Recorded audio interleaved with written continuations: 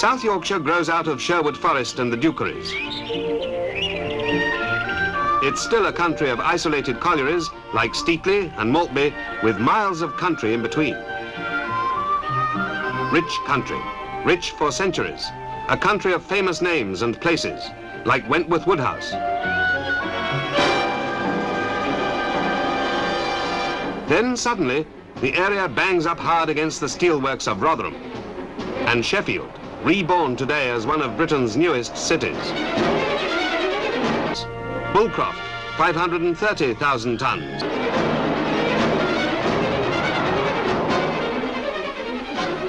Onwards now towards Leeds, past Barley Hall and Silkstone mines, to reach the older part of the coalfield, the Barnsley area.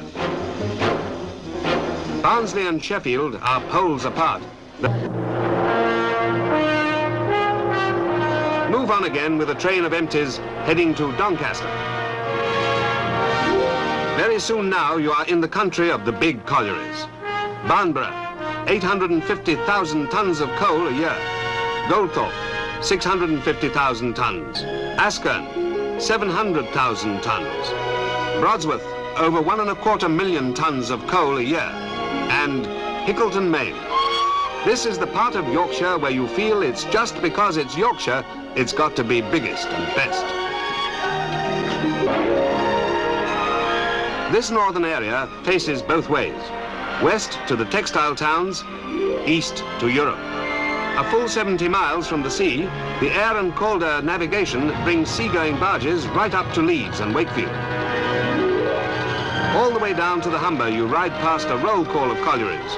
Rothwell, Waterhague, Saville, Allerton Bywater, Welldale, Fryston.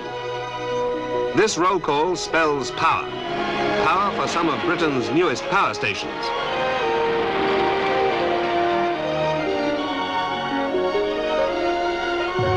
Not far now to one of Europe's greatest coal exporting ports, Immingham. From here, Yorkshire and Midland coal goes to Scandinavia and the Low Countries. 4 Yorkshire areas, all different, but all in a community of coal. The brand new mine at Kellingley stands as a symbol of all of Yorkshire, Britain's biggest coalfield, at the service of the nation.